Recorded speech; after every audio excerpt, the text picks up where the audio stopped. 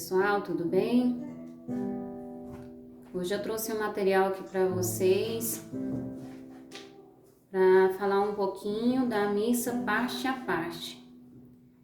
Se fosse falar detalhadamente da Santa Missa, levaria muito tempo, porque a Santa Missa ela é uma riqueza para nós católicos. Mas eu vou tentar falar de um modo mais simples, um pouco mais resumido, para a gente entender melhor a Santa Missa. A primeira coisa que nós devemos entender é que tudo que acontece na Santa Missa é importante. Tudo tem a sua importância. Cada momento que acontece na Santa Missa, por mais simples que seja, tem a sua importância. Então, muitas vezes a gente pensa que existe um momento ou um outro no decorrer da Santa Missa que é mais tranquilo, que a gente pode se distrair, mas na verdade não. Todo rito tem o seu propósito, tem o seu momento. Desde a procissão de entrada, lá no iniciozinho, até a bênção final. Então vamos tentar entender como que ela é dividida. Ela tem duas partes principais, que é a mesa da palavra. O que acontece na mesa da palavra? A liturgia da palavra, o centro é a Bíblia. Então, palavra, quando se menciona palavra, a liturgia da palavra, essa palavra é o que está escrito na Bíblia. Então, desde o início, já no tempo de Jesus, já havia essa prática da leitura da Bíblia. Então, esse primeiro momento da mesa da palavra, nós vamos ter, as leituras específicas direcionadas para aquele dia. E a segunda parte da missa é a mesa eucarística. E aqui então o centro vai ser o pão e o vinho, que é o próprio Jesus Cristo, quando acontece ali o momento da comunhão, da Eucaristia. Então, na primeira parte, nós temos os ritos iniciais.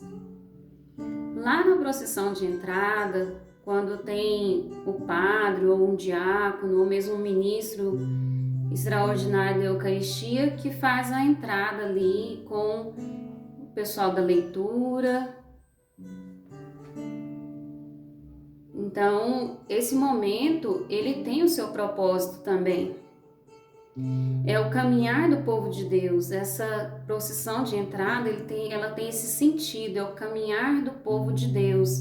E está caminhando em direção a quê? Ao altar. Então, é o povo peregrino que caminha para Jesus. Depois, nós temos aí a acolhida, que é o sinal da cruz. Quando começa ali no sinal, fazendo o sinal da cruz, nós iniciamos com o Pai, o Filho e o Espírito Santo, que nós também chamamos de Santíssima Trindade. A Santíssima Trindade, que é proclamada ali pelo padre ou um ministro que está celebrando a missa, é um momento também de grande importância. Há muito tempo, desde os primeiros cristãos, já havia essa prática do sinal da cruz. Quando nós fazemos o sinal da cruz, nós já estamos ali trazendo toda a bênção já do céu para nós, né? E como já é uma prática desde o início lá, desde os primeiros cristãos, ela segue até hoje na nossa igreja e é de grande importância começar. Então, começa ali com o Pai, o Filho e o Espírito Santo. E também toda a missa vai ser em cima disso, né? Dessa proteção do Pai, do Filho e do Espírito Santo, que é a Santíssima Trindade. Um pouco mais à frente nós vamos ter o rito do perdão, que também é conhecido como ato penitencial. Nós somos chamados a nos arrepender de nossas faltas e pedir perdão a Deus.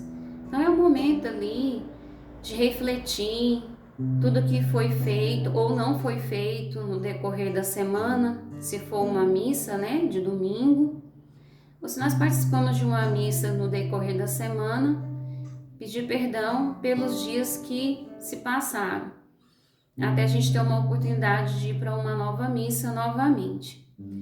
Então, nesse rito do perdão, também tem a parte do padre que perdoa os pecados veniais, que são aqueles pecados mais leves. Depois desse momento do perdão, vem o glória. É quando a gente tem aquele momento de agradecer a Deus, de louvar por tudo que Ele nos deu, até mesmo o perdão.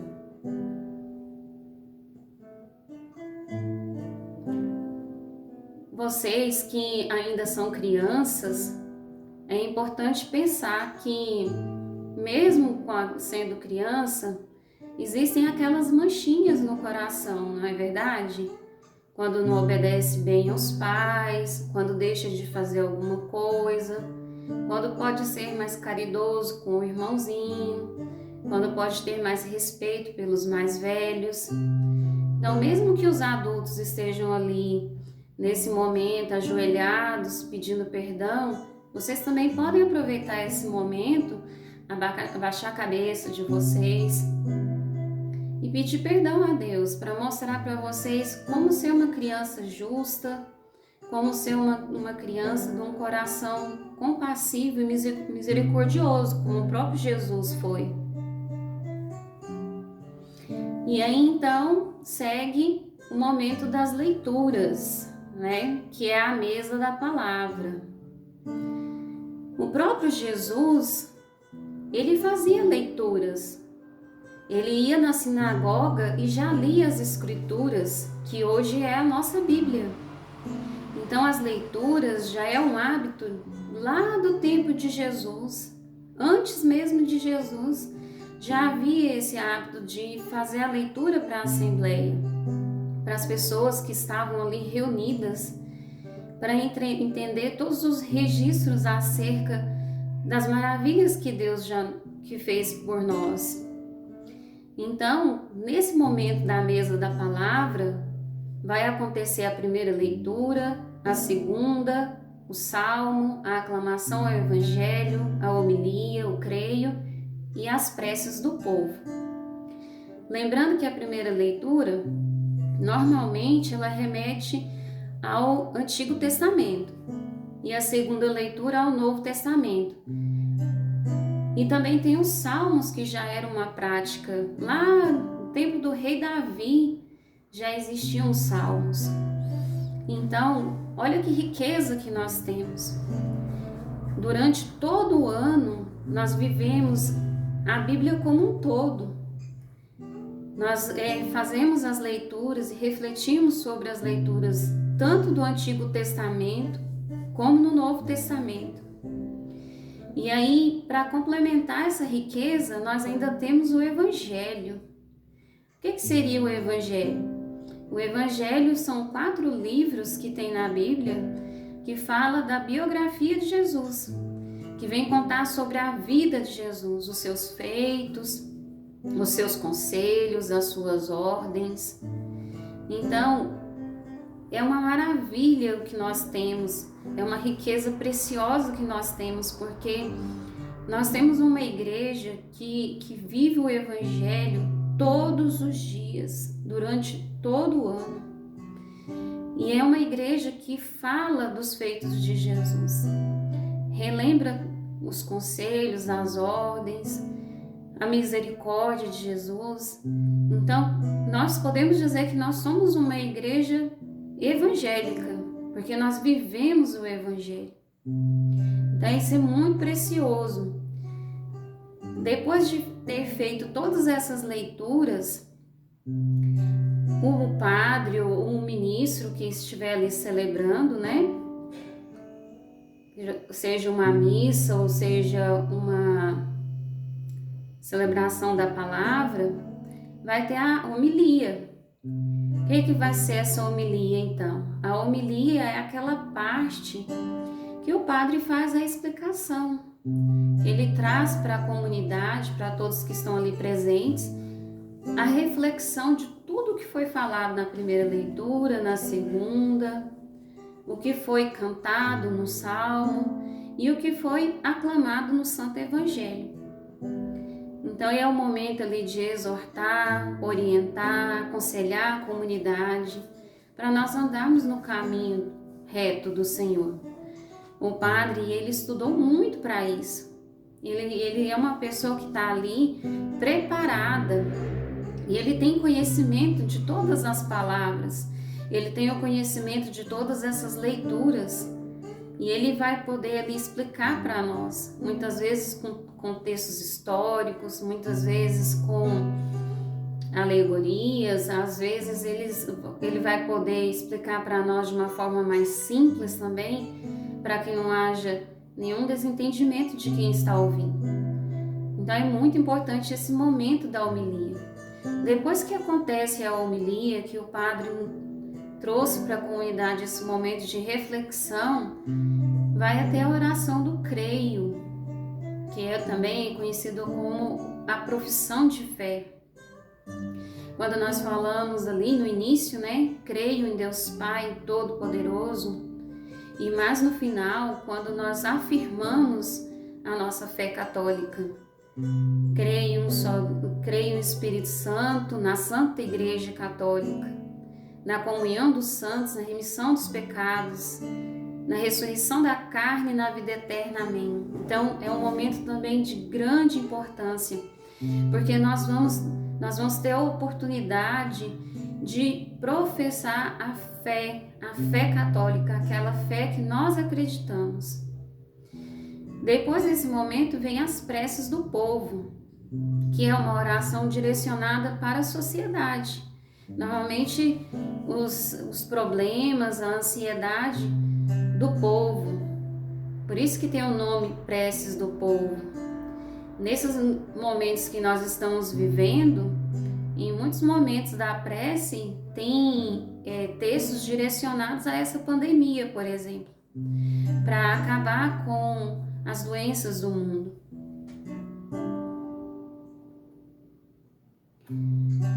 Então, todas essas leituras são importantes.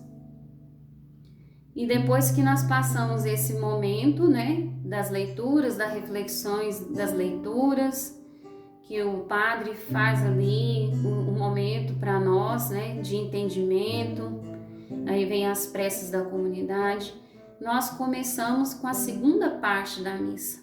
Aí inicia a segunda parte da missa, que é a mesa eucarística. O que vai ter nessa segunda parte? O ofertório, preces eucarísticas, santo, consagração, preparação para a comunhão, o Pai Nosso, a comunhão e a ação de graças. O ofertório é um momento muito importante também.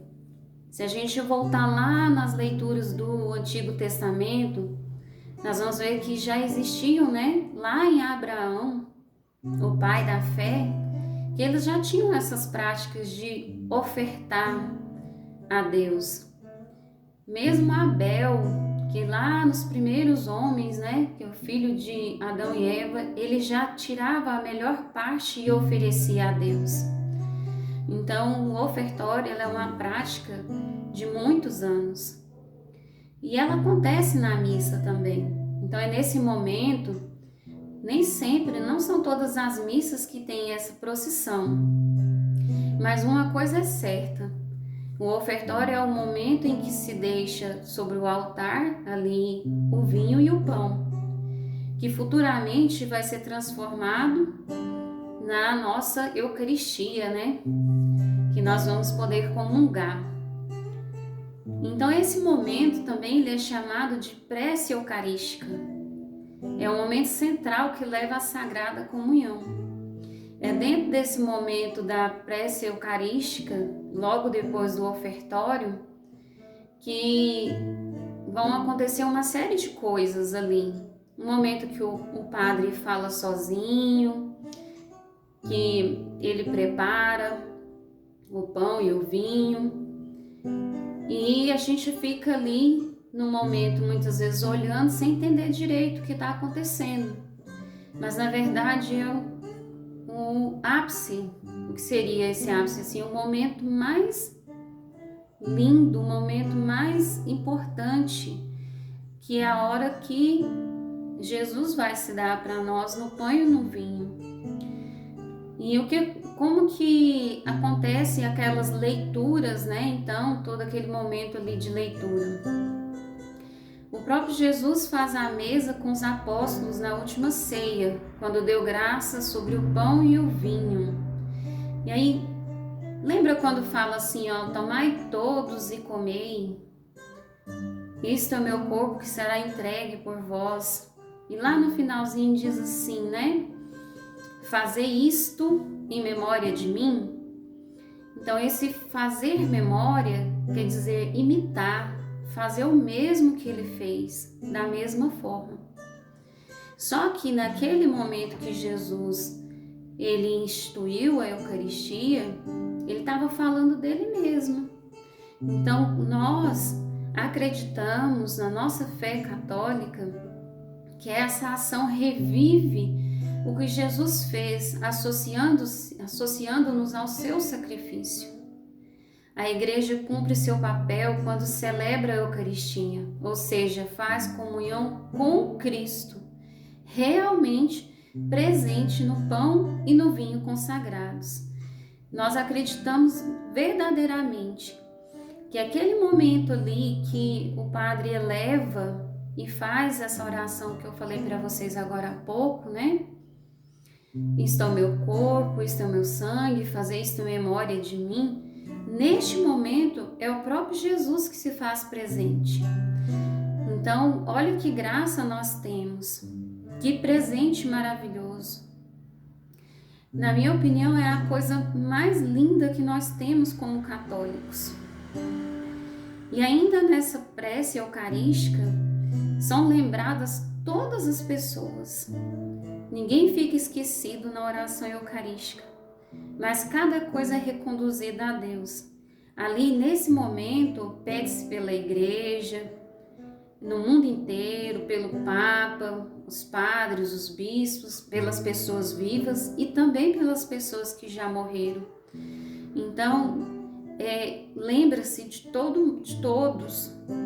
Nós não esquecemos nem mesmo daqueles que já faleceram. Então, toda Santa Missa, ela também é uma forma de nós elevarmos as nossas orações para os nossos entes queridos.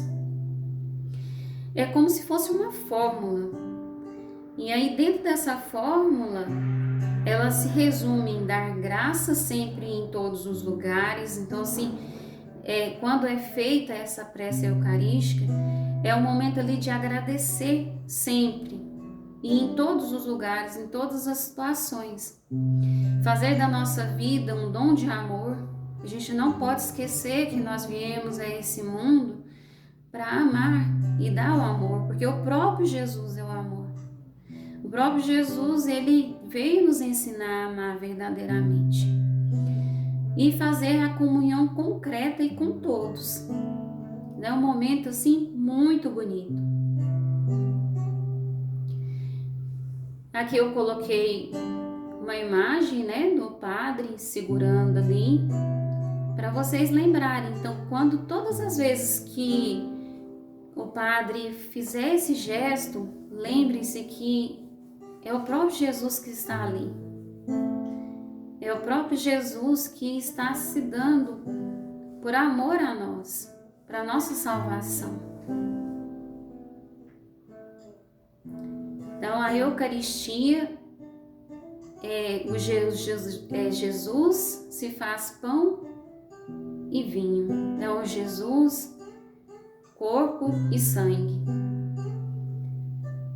É um momento muito bonito, mesmo que vocês ainda não possam, né, comungar, porque vocês ainda precisam passar por essas etapas, mas é bom já saber o valor da Eucaristia, para quando vocês fazerem a primeira comunhão, vocês já terem essa oportunidade de já ter no coração de vocês esse desejo de poder comungar do próprio Senhor Jesus Cristo, de ser com Ele um só.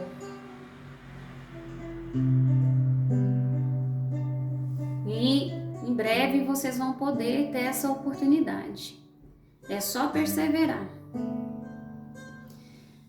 Depois que passou a comunhão, né?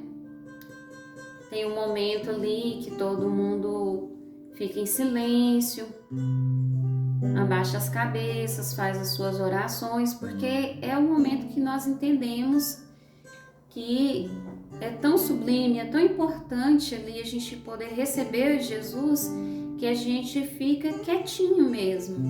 A gente fica quietinho para ali colocar no coração de Jesus ali os nossos pedidos, agradecer por tudo. E aí vem os ritos finais, que também tem a sua importância. Além dos avisos pertinentes às particularidades de cada comunidade e a hora do envio do sacerdote. Então, às vezes a pessoa diz, já acabou a missa. Já acabou. O padre está dando ali os avisos e já tem gente levantando para ir embora.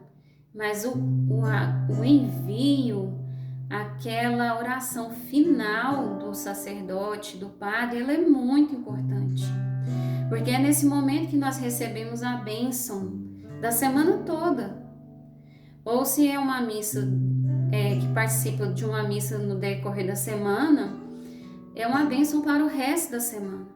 Então nós não podemos desprezar esse momento, que também é muito importante. E é isso aí. Eu espero que vocês tenham entendido, tenham gostado. Vamos pensar mais nessa, quando vocês forem, né, à igreja com seus pais, pensar mais sobre essa importância da missa e contar para o papai e a mamãe, né? Quando vocês estiverem junto dos seus pais, olha mamãe, olha pai, é muito importante. Vamos ficar quietinho, em silêncio, ok? Muito obrigada, um beijão a todos.